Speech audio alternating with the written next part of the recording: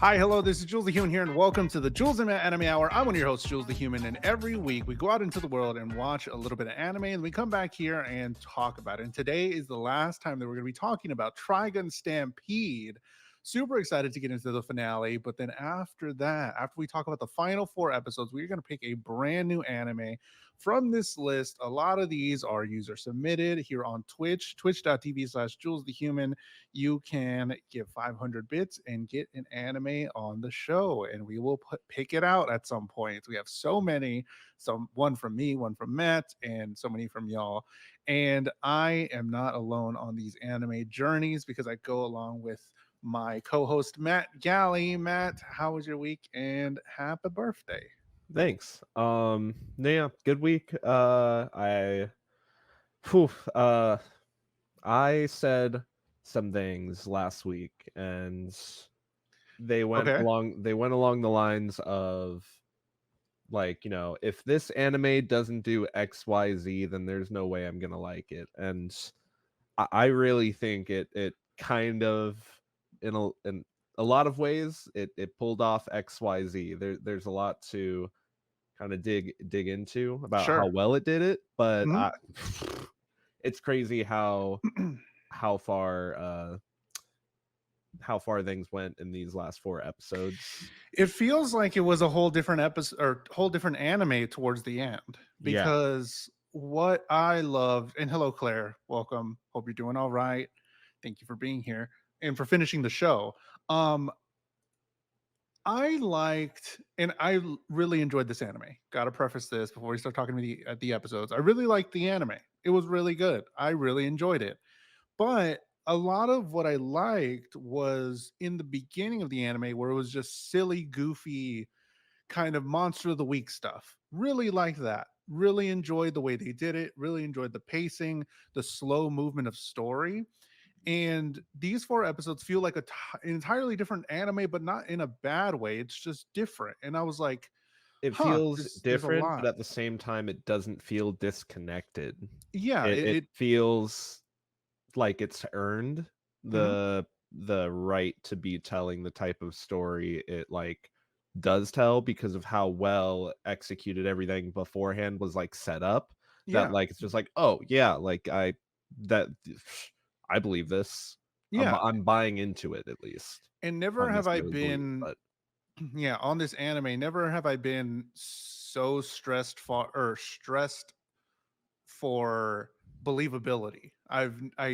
There was one moment where I was like, okay, maybe, but all of this stuff, and there's a lot of stuff in these last 4 episodes that happen, uh, were all believable and we're all set in the universe that they built, and I really appreciate that. It's really cool.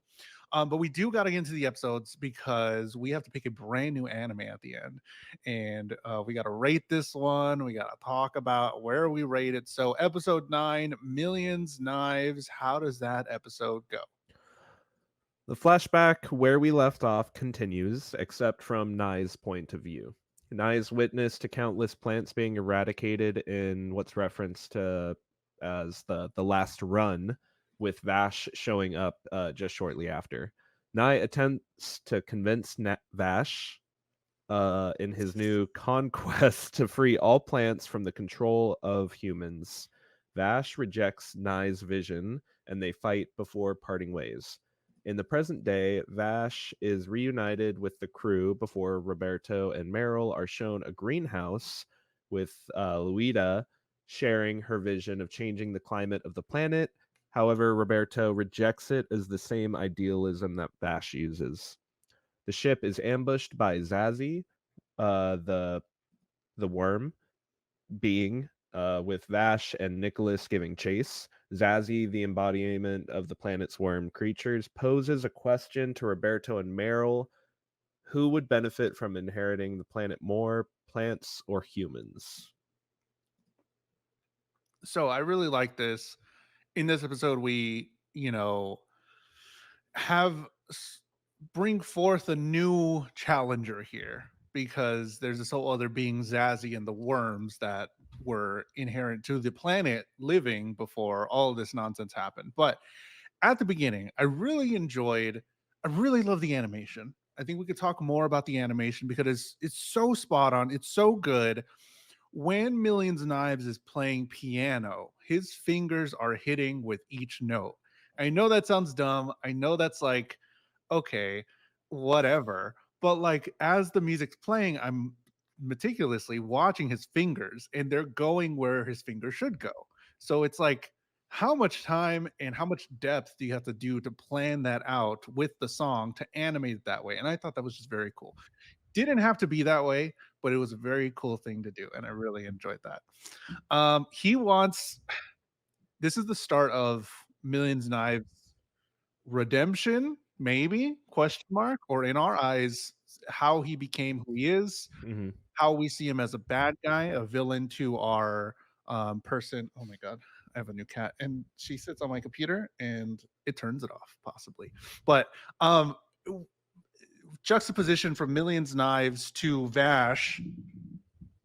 Here she is, Stormy. New friend. Yes, juxtaposition to Vash. How does he stack up against him? How does he stack up as brothers, as rivals, and what are his thoughts? So he wants to save everything. This is sort of the introduction to where he's going to go and where we view him. Hmm. All plants are dying, and the plants are born to serve humans. Um, Claire says, I found the setting and themes interesting, but then the last 2, 3 episodes became an increasingly nonsensical mess for me. I definitely want to get into that too. Thank you for your input and your thoughts. But so far in this episode, is that believable from what we know of Nye that he's like, I just want to save the plants, but the humans are getting in the way. And then it unfolds later on. What do you think about this idea Well, as where he's set? I think it at least paints him again. One of the things that I mentioned last week was one of the criteria I needed for this to become a satisfying like conclusion was to Sure. somehow paint him as like a believable like antagonist, as a Mm-hmm. believable villain, and not just as a flat out like evil for evil's sake. And we kind of get that right off the bat here. Mm-hmm. um we we can see how, after being subject to something like, I mean, it's essentially a genocide that he witnesses in front of his eyes, Yeah. how that would change the ideals of somebody, not necessarily at the drop of a hat, but if somebody's teetering on that brink of um that brink anyways, which Nye was the one that caused all the ships to fall in the first place. um I think it at least paints him in a light where we can understand his the reason he's doing the things that he's doing. Sure. And it also kind of gives a good reasoning as to why he hasn't just gone and like, killed Vash up to this point, as seeing him as like a rival. It's like he doesn't want to, not only is he does it seem that he's an object that he needs to complete his goal, as we'll find out later. But it does seem like that there is something uh, inside of inside of Knives, that wants that connection for them to be made. He truly does think that Vash is like blinded and not Mm, seeing things clearly. and we'll definitely get into that because that plays out a long time in episode 12, definitely throughout that whole thing and the lengths that he will go. But Vash creates a gate with his arm, and that's where we see. I wanted to know what happened with his arm, and we got it. And I'm like, oh, okay, that's cool. Because he Yeah, creates a gate with his arm somehow, by and he just accident. shuts it, chops it off. Insane. Um, they're on the greenery area. They're trying to build a world of plants because we find out that there's no greenery on this planet. That's all sand, dust, no life really. And Zazzy takes Mero and Roberto. Roberto shoots first, asks questions later. I thought that was a great moment where she's just trying to talk, and he's like, "No," and I was like, "Yes, Roberto. Yes, this is what we need. It's Finally exactly shot his gun. yes, the character that we want." out of Roberto, that's who he is. I'm like, okay, cool. He's just like, nope, I'm gonna shoot you, man. What are you doing? We also find out, well, I guess we probably already knew that Earth, well, found out for me, they might have said it before, but for me, they finally stated Earth sent colony ships to No Man's Land. I knew this place was called No Man's Land, but I don't know if it really clicked with me that this was an entirely new planet and that Earth was something before. I thought it was like some futuristic, It well, it never probably really is still futuristic. states it, but like anytime I see any anime going to or show movie doing the whole we're space pioneers on a long voyage thing, I Hmm. always assume, oh, because Earth is Dead. post yeah, Sure. post being dried up of all of its resources. That's Yeah. always the assumption for me for sure. Sure. But they solidify it, they make it canon, and it's not just an assumption to be made at that point for sure, Hmm. which is a good part of world building for Yeah. sure. And because of what comes later on, they have to put that in there. Episode 10, Humanity. Let's keep trucking along because I think we got a lot of thoughts for the last couple. Meryl and Roberto continue their discussion with Zazie before the researcher Conrad would interrupt to explain his plans. Vash and Nicholas make their way across the city of July in their rescue attempt. Roberto and Meryl end up being chased down by Elendira, another one of the researcher's experiments. Nicholas and Vash arrive just in time to save Roberto and Meryl. However, only after escaping do we see Roberto has been fatally wounded, passing on his derringer to Meryl. Vash confronts Million Knives, and Nicholas confronts the researcher, who is revealed to have also experimented on Nye, with Million Knives trapping Vash in a tank to be experimented on. Ooh, it's heating up.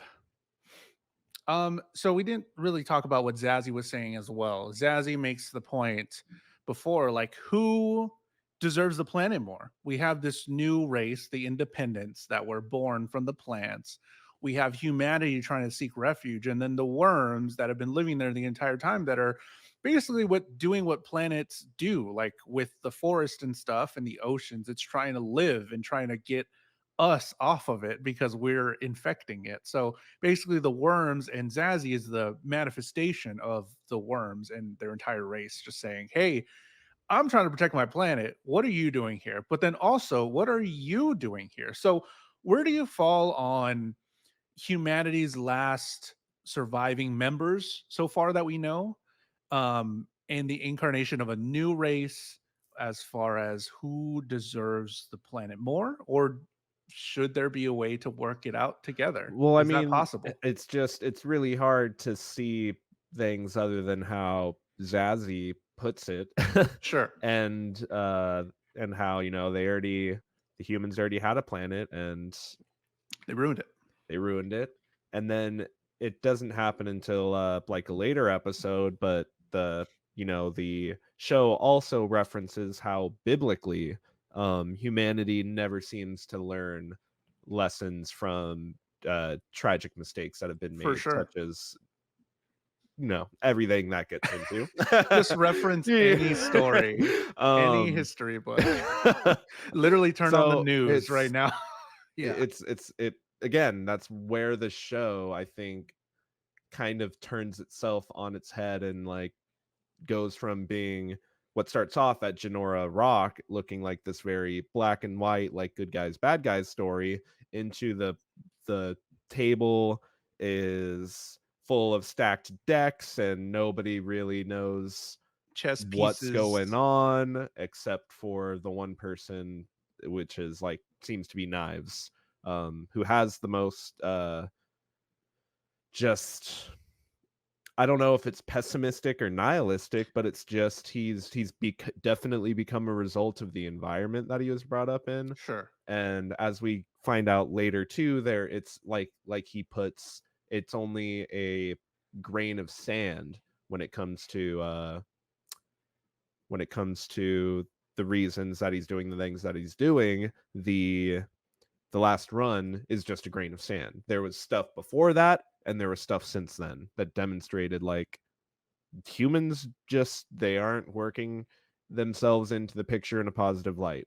Um, so I And then mean, we also get that whole other thing where Dr. Makimba, I think I got his name right, the doctor that we see all the time, that he's on his own mission, sort of, in connected with Millions Knives, that he's trying to make a new breed of human that can adapt to the world, creating new life forms in his experiments, ones that doesn't need to eat or drink, and one that doesn't need to sleep, I think he said, either, but something that's more adapted to this world. And on the surface, I'm like, that's cool. I'm down for that. I can understand what he's doing. yeah, but But it does the then, ends justify the means conversation. exactly, because we've already seen what he's made and what he's already done to get to where he is, and that's what makes him the bad guy. But it's all super believable, and that's what I really enjoy, where it's like, I'm trying to think further ahead. He even says it, like, me and Millions Knives are trying to think further ahead than anybody else, and you don't understand what's going on. And they're like, no, you don't understand what you're doing. And there's like, no, I'm trying to save humanity. And they're like, well, we are too. But no. Okay, so But there's like, all yeah, these different. there's the case of Luida where it's like she even said like we've known Vash for 150 years now. So for 150 years since they've met, it seems Uh-huh. like I mean the area surrounding them is still completely barren and arid. So outside of that greenhouse, is there virtually any progress on that vision, on that goal? Because like everybody continues to reference more and more as we get closer to the final episode, Mhm. humanity just doesn't seem to have that kind of a time on their hands on that For planet. sure. If they've known Vash for 150 years, that means it's only been 1.5 generations or so, and the most of the plants of the planet that have been keeping it running are just dying out. They're turning red, Mhm. and Nye's on this quest to bring them all together and save them before they die. Mhm. They lose their Uh, voice. Claire says there are different approaches to existing in a hostile environment. Adapt yourself, adapt the environment. So I want to. Where would you be on this situation? You're on this planet. You came from uh, Earth, which is destroyed so far that we know, and you see the road that of the plants, how long it's taking. You see the world of Dr. Makimba making new breeds of humans. You see that humanity's going down. There doesn't seem to be much hope. Where in your brain do you lie on, does humanity deserve to live here? Does humanity deserve to keep going? Do I turn into whatever Dr. Makimba is trying to turn people into because it's better than dying? Like, where? I don't know. I Yeah, don't know. it's that's such a hard question to answer. Yeah. And I think that's where the show has now had its like greatest strength kind of show up, is in those types of questions being posed at this point. Mhm. And that's what I mean when It's I really say it's hard, really difficult. changing into a different anime. This is where it kind of just goes, "Oh, this is bigger and this is more in depth than what we thought it would be." And then also the character that we really loved. I really enjoyed And that's Roberto. see, that's I think that's symbolic too. Is like Yes. he's been the grounded straight man to everything that's been going on, and it's at this point where it's just like that part of this story is done. Mhm. There is no more grounded There's no nature. turning back. There is, yeah, there it is all or nothing from this point. Roberto gets shot. Rip Roberto, pour one out, Rip some whiskey Roberto. for him. Vash caused the crash 150 years ago, and up until now, we still don't know. I think it's here where we still don't really know what's going on or what happened at that time. And I still got some questions or want to know your thoughts on that. But we got to keep going. Episode 11, To a New World. What happens in episode 11? In episode 11, Meryl confronts Nicholas over leaving Vash behind. Knives taps into Vash in an attempt to force him into a docile state wherein he can use Vash as a vessel to open up a gate to a higher dimension where the true self and energy of the plants actually exist and are drawn from. Knives and Vash's subconscious battle each other, subconsciously battle each other over control, with Vash eventually losing, and the gate to the higher plane opening, simultaneously a huge plant beginning to consume the city of July. Oof. This one. This There's a is the lot. one. This is the one. So Millions Knives joins the water. Plants, now we know, are windows. This is where I'm like, okay, it's getting all right. Hold on there.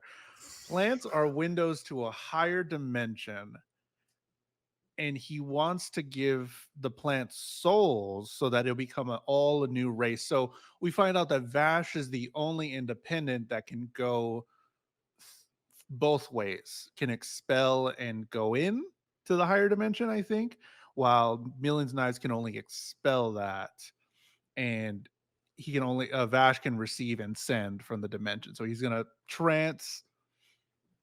get into Vash somehow, docile him, make him the plant.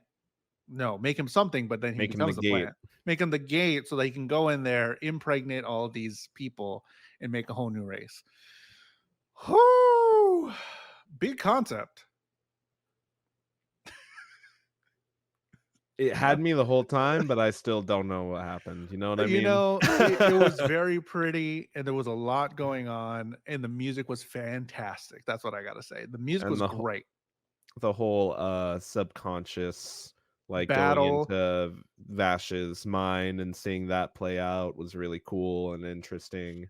and we also get a lot of backstory, even though some of it was sort of changed to what Millions Knives wanted it to be. Claire says, and this is where Nye's whole goal becomes nonsensical. The plants are apparently not sentient, so he's not liberating his people. He's going to uplift them and make them copies of himself. He's just lunatic. Yes, because, well, they aren't sentient. They're sentient, but he wants to impregnate them to get souls because they don't have souls. But then does that mean they're alive if they don't have souls?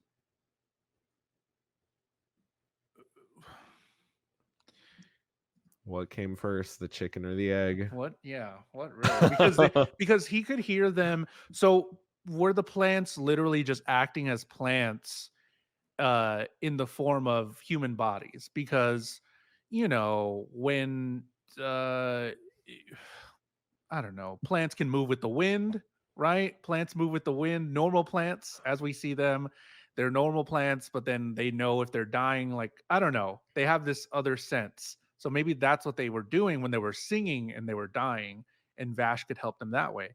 But they're not totally sentient and of their own mind. And what Millions Knives was trying to do was to make them real by putting souls into them.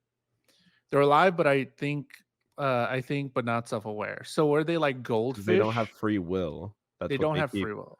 That's what he keeps saying, like, we have free will. We're able to make the decisions. So they don't have free will or souls.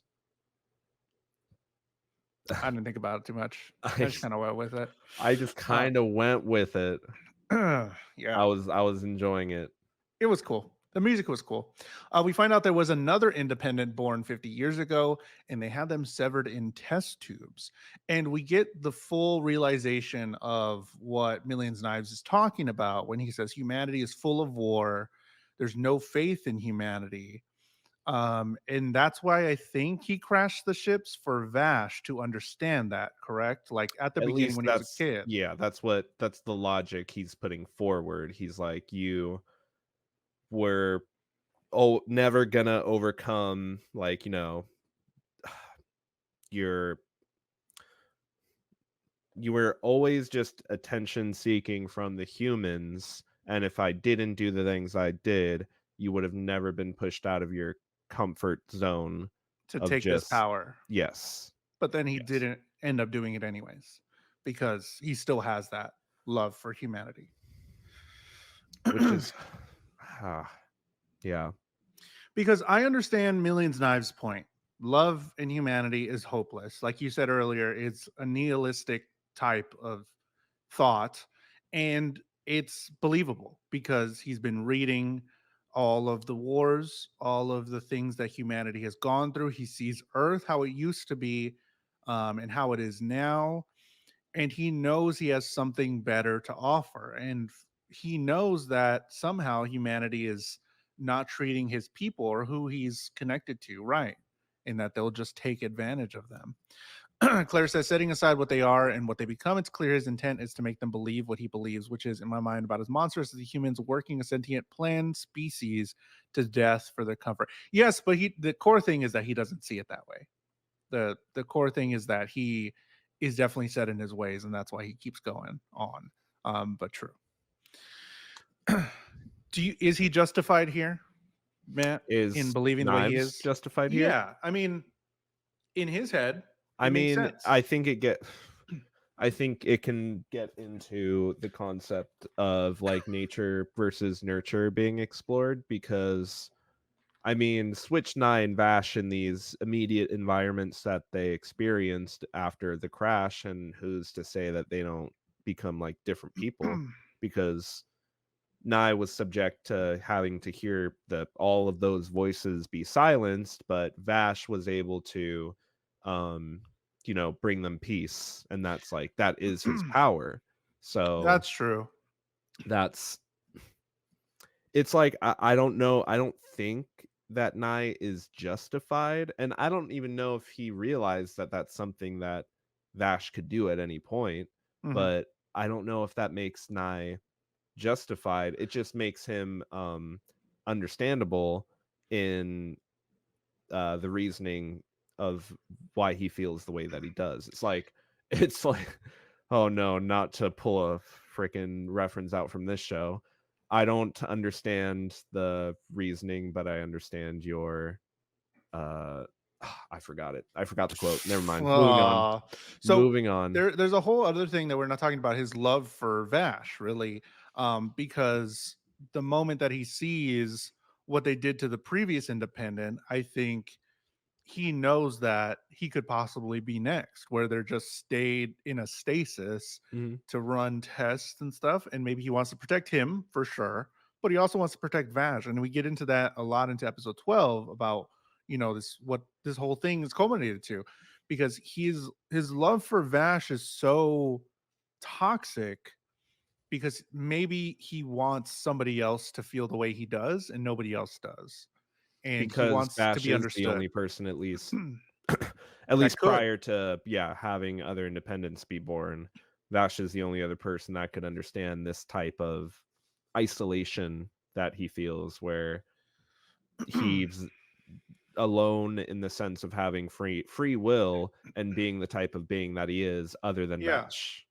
And in the last episode, I felt a lot of Millions Knives love. Like I felt all of his love. And that was kind of weird, where I understood him from that end, how he would go to no end, possibly again, because I watch Doctor Who and I've been watching Doctor Who a lot, where the Doctor is the last of his species except for the Master, who is uh his ultimate counter, his ultimate enemy. But these are the last two of their species, and the Doctor will never kill the Master, no matter what. He will never do it because he's alone, and no matter how many people the Master kills, he doesn't want to be alone, and he's his best friend, but worst enemy. And I feel that a lot in episode 12, where I'm like, you are trying to stop me from everything, but I love you so much, and I want you, and I'm gonna tear my body up, and I'm gonna tear everything else up just to have you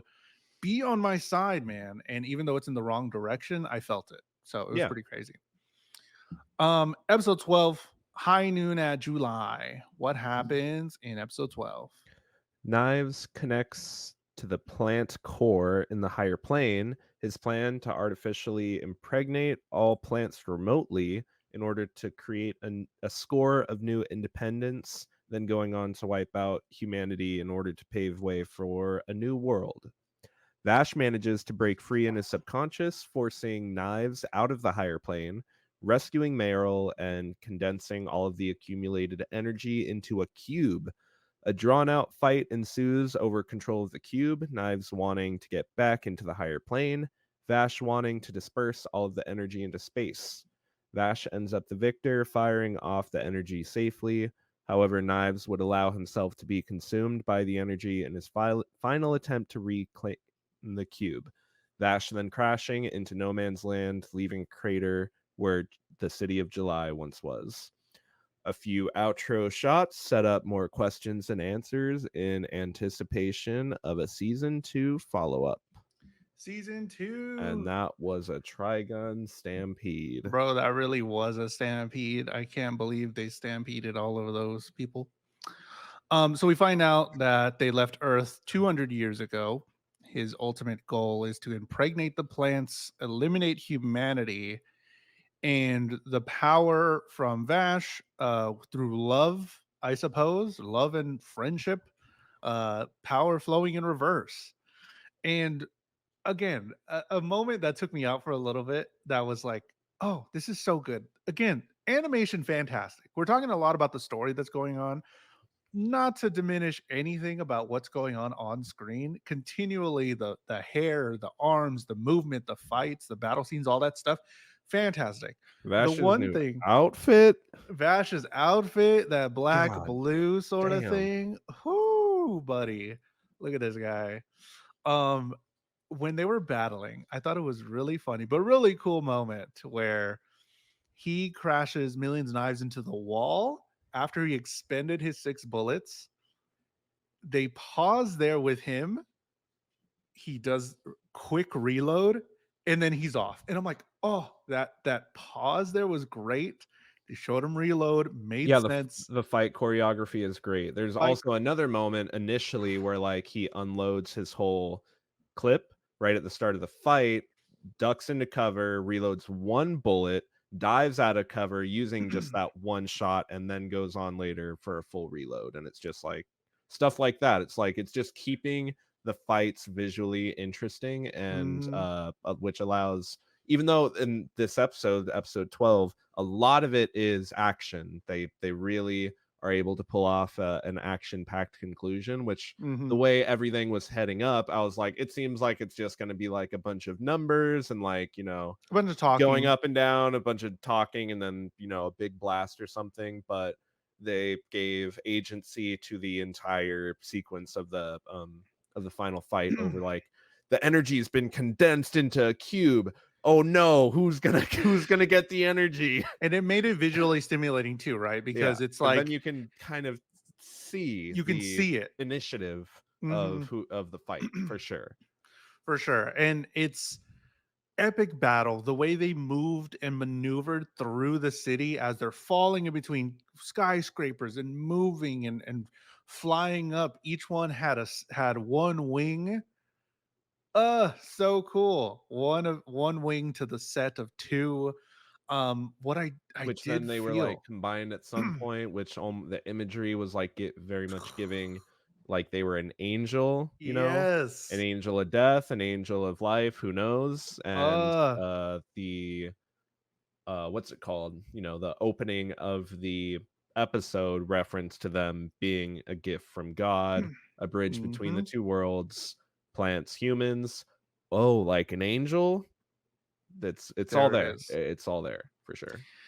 Again, I felt this such a deep love from Millions Knives, how he had that for his brother. You can feel it as he's obliterating himself there towards the end. He's That like, hurt. no, he thinks he's right. It's like so much where he'll do anything. I mean, this as like visually cool as well as he's disintegrating and as you see his bones. I mean, earlier as well, when they were fighting on the street, Vash was trying to get all the people out of the way, and he just slices all of them through, even the tank or whatever. It's like, oh my god! Like they don't do it a whole lot, but the blood and the gore is intense. It's really awesome and jarring, but really cool, especially in this last moment when Millions Knives is just falling away, reaching for this. Like, no, I need this power. We can do it. We can figure something out, and he's already make a gone. world, and he like you said, you feel the love, and it's because he repeats over and over, like, for us, like, it's not, he's not, you believe that he's not doing it for himself. You believe that he's doing it because he thinks that plants and independence, like, just deserve better. Mhm. I'm kind of with him because yeah, the whole humanity thing. I was like, kind of like, yeah, yeah, man. I mean, hmm, why not?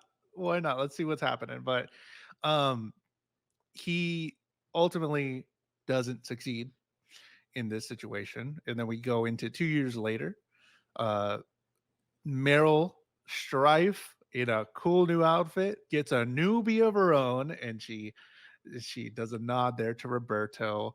Um, who, who is this? Man, I don't know. Because they, Apparently, if from what I understand, if you've watched the original Trigun, you Mhm, would understand these end of like episode reveals a lot more, yeah, including, like, I'm pretty sure there's no way for us to recognize the name of Meryl's newbie, but that's like a character out of sure. the original Trigun. And then And this person was called Eric, I think, but I just thought it was Vash, and he lost his memory or something because it kind of looked like him, but not really. So I thought this just was the blonde Vash. hair. Yeah, just blonde hair. But I think that Um, guy had his arms, so I don't know. They could have fused or something. I don't know. I mean, they were both taking a lot of bullets. I don't think they die. They both got hurt quite a bit. Like, I don't know. I mean, crashing into the planet after breaking through the atmosphere is quite a lot, but Some would say. some Claire would says, say. Claire says visually it was great, but in episode 10, I already knew how 11 and 12 would resolve. Yeah, I mean, I've nothing bad to say about the animation. Looked fantastic. Um, before we get there, Earth still has more people. Apparently, there's people from Earth still, and this is what it looks like. And Project Seed sent out a message that finally reached Earth. So after all this time, they finally reached them. Um, and that's how we ended. Hopefully, going into season 2. The last episodes, visually stunning, really cool. Loved them, beautiful. All the different nuances with the fights, like we said. The story was a lot. It was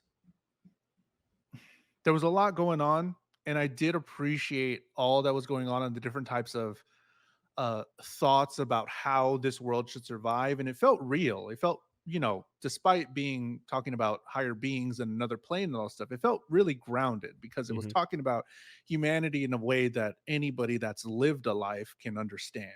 Yeah. Um, and as a part of the human race, you would Mhm. understand. I Was mean, that too much? I Probably. it's just, for me, like, it is a lot when when you try to dive in and, like, really piece all those concepts that it's putting together, that it's like trying to throw at you. But like, ultimately, like how I put it when we started the show, it's ultimately a tale of cowboys and Indians. It's Sure. a tale of, like, beings who were, there first, and beings who are exploiting the ones that were there first. Not that plants and humans directly parallel the human and or I'm sorry, the cowboy and Indian um directly, but it falls in line with, like, a tale of space western, a tale of this town isn't big enough for the two of us. Sure. And those morally gray areas are drawn to where, even if, like, fundamentally the story might find itself getting muddied in execution, because the concepts are all so solid for me at a foundational level, I'm fine with kind of just, like, following the concepts and enjoying it for what it is. Hmm. But that's, again, that's only because of the the context of everything that I set up before. It doesn't feel like it's just going willy-nilly with everything. It does feel like it has a structure to it, and um like you said as well. Oh, I drew a blank Oop. there. Sorry. Claire says, I assumed humans created the plants. We also really don't know where the plants came from, do we? Yeah, exactly. We project plants. If they're ultimately from, a higher plane of existence, it's just like, again, yeah, how did this become something that humans were able to gain access to? It Mhm. doesn't get into it. We might never know those answers, but yeah, it's I just assumed they came from somewhere. I thought they I didn't think humans created them, but I just didn't think to ask that question while I was watching. I just kind of assumed they crash landed somehow, and this is what they have now. And this is they kept spawning, they kept reproducing or whatever, and then they had a lot of them, and then they decided to use them or figure out how to use them, and then that's what triggered the end of the world, sort of. And then they decided to use that technology over. But we got to get into it.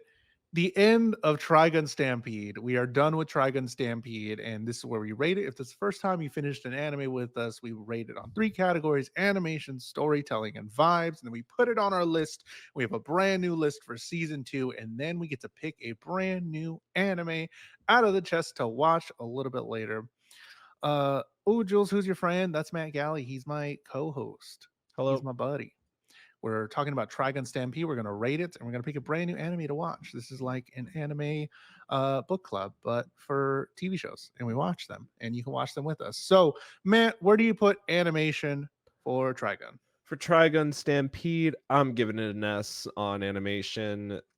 This is definitely like a benchmark for 3D animation in every like sequence that it set up. Every set piece felt dynamic and visually interesting, and it always felt like it was trying to throw something new at me. The way that characters have micro expressions that you're able to read, Oh, and that's allowed the show to do even some show don't tell storytelling where you don't need the characters to really always say exactly, how they're feeling. They are just able to show it by uh by what you see on their mm-hmm. face.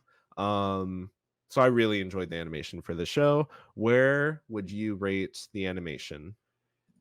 Animation and S as well. I mean, like you're saying, there are so many different expressions on people's faces. You can instantly know how they're feeling. Each character doesn't move the same way as each other. The way the meticulous time that it takes to show uh every vash reload, every piano note played is not has not gone unnoticed, and it is just a spectacle to see for sure. And if this is the next step of anime, I'm ready for this. I mean, we saw the precursor. I mean, I guess the Duke of Death and his maid had to walk for Trigun Stampede to run. Yeah, I'm okay with that. And if this is where animation is going, and this is or how the even like next level of sorry. anime is going to be, I'm super down for that. I'm so excited. What was that? I was also going to bring up Gotchaman Crowds that Sure. like, that had a lot of 3D animated like more cuz yes, Duke of Death is completely 3D, but it didn't have any action, but we did No. have 3D action scenes a bit out of Gotchaman Crowds, but it felt like Yeah. they were still very rudimentary, but now it feels like that everything's kind of coming together.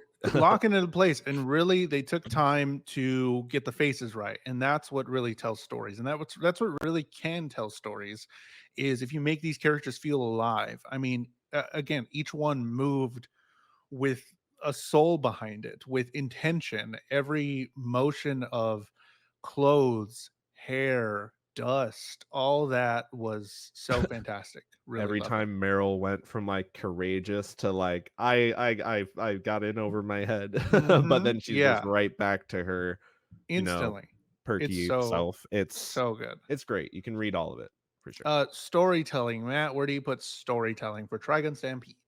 So Storytelling, I think I'm gonna give Trigun Stampede a B. B for storytelling. Um, everything, it checked all the boxes. It checked all the boxes for sure. Hmm. There was a lot of things that I said that I wanted to see out of this show, and it delivered. Again, it wasn't always the best with its execution, but the way that you know the way that everything was delivered ended up feeling satisfying and ended up feeling like it had a proper payoff to set up, Hmm. and very few things felt like forced out of the story. The things that did feel forced came at the very end, and I'm okay with that because it managed to balance it into world ending stakes, which is always a great way to conclude a season, Sure. where the world almost gets blown up. Yeah. So I'm giving it a B. Uh, where would you put it for storytelling? I would say B plus, A minus as well. I want to, yes, everything you said for sure. But now that I'm thinking about it, why, like, I'm fine with never watching another Trigun season two. I'm fine with that story being the only story I know of Trigun, and I'm good. And it was Mhm. complete because how do you top that where this is his ultimate enemy? Now, if they tell stories of somebody else living on the world, I think the world's great and it's great storytelling, world building for sure. I already know a lot about No Man's Land. I'm cool with that, but I don't need to revisit Vash again. His story is complete for me, and I'm okay. Kind of like how I read A Court of Thorn and Roses, that book that everybody had read at one point, and it felt like a complete story. And I was like, I know there's four other books. I'm good with this being the ending. I'm okay with Trigun Stampede being only season one for me.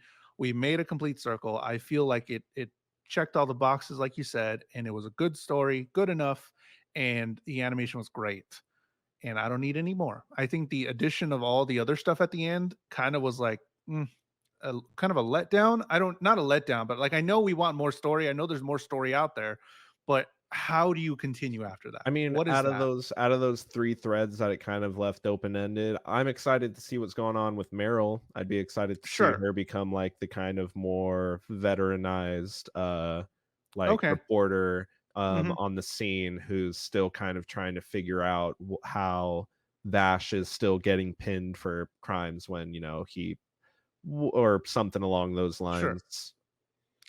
But There's potential storytelling, there, but yeah. it was like the Meryl thing, "Oh, cool, cool, cool." And it was like, "Oh, who's this guy? You don't know who this is. Who's the blonde guy?" I feel like in my Okay, eyes, it alright. will not live up to what the season was, and I would be anything other than the world exploding. I'm going to be disappointed, even though that's probably not true. But they've already put the stakes so high that Exactly. I'm like, okay, this is a complete story. If they don't get a season two, I'm fine. Um, Vibes. Where would you put Trigun Stampede on vibes? I think I'm just right down the middle, with an A on the vibes. Um, vibes were great, vibes were present. I guess, like, the few nitpicky things that I generally have said about the show, because I know I've got nitpicky with it at certain times, like, where the pacing at a few times kind of meandered and such, and, uh, it I don't know. It's a really solid, fun time from start to finish, and I buy into the relationship that Meryl, Roberto, Nicholas, and Vash all kind of like Formed. build up over time, form over time. I buy into like their little I buy into their interactions with each other, the way that they have this kind of like developing, yeah, respect and friendship for each other. Mhm. But at the same time, you kind of are always questioning the pursuits of like Nicholas at the end of the day. Even he, after he gets his contract, fulfilled, he starts to just kind of take off. Um, the vibes are A tier. Are good. Yeah, I mean, it's I not guess, bad. yeah, yeah, it's not bad. I'm drawing um a blank on like, what would kind of set it into S tier for me. Sure. Well, But because I mean, we've talked about other like A vibes or A anime where it's like I like these characters and I want to see them do other stuff, but like this story that they're kind of stuck in, I kind of wish it wasn't. That's kind of where I'm at on vibes because I gave vibes an A.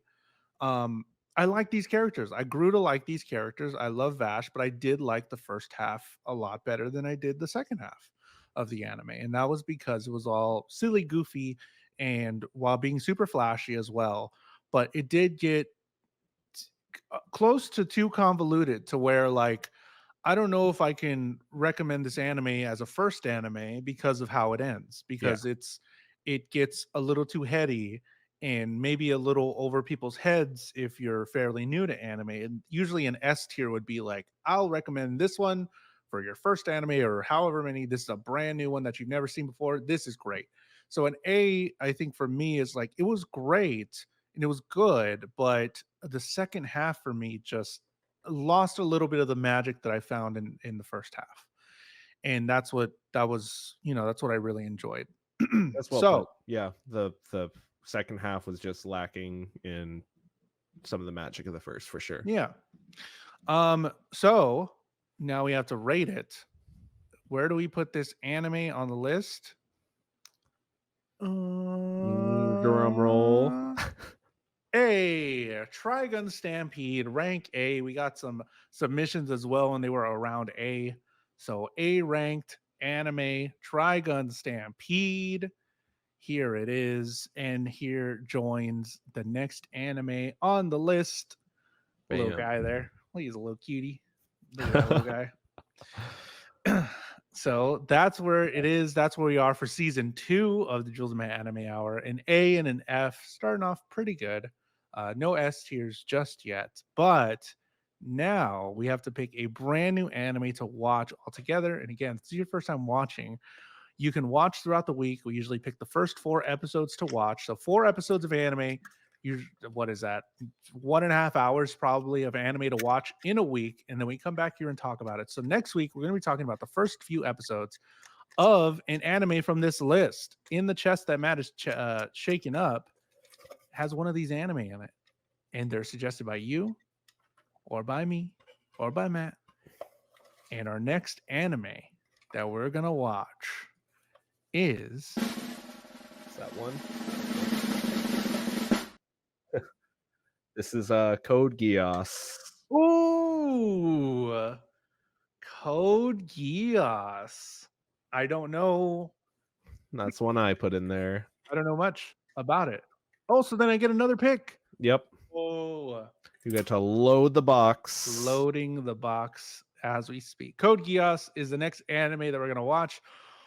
I'm pretty sure it's 12 episode story arc, probably. So we're gonna watch 1 through 4. 1 through 4. Episode 1 through 4 of Code Geass for next week. Oh, it's an easy name for you in the Discord, Matt Geass. Easy. So watch Code Geass. It is not 12 episodes, but 12 is what we're probably going to go with for this. Sure. Yeah. Unless it's in the middle of a story arc, but we'll watch the first 12 and give you our thoughts. Yeah. So episode 1 through 4 by next Wednesday, if you watch this live on Twitch, twitch.tv/JulesTheHuman, or on Friday if you watch on YouTube or Spotify, and watch episode 1 through 4, and we'll talk about it. We would love to know your thoughts as well. Join the Discord and let us know what you're thinking during the week, to let us know if you're enjoying it or what some of your favorite parts or anything like that. But Matt, where can they find you? When we're not here, try gunning the Stampede. You can find me on my Twitch at Matt_Galley. Follow me on my socials. Just add an ITS at the front. Make it ITS Matt_Galley. And when we're not here, putting animes on our tier list, where can the people find you?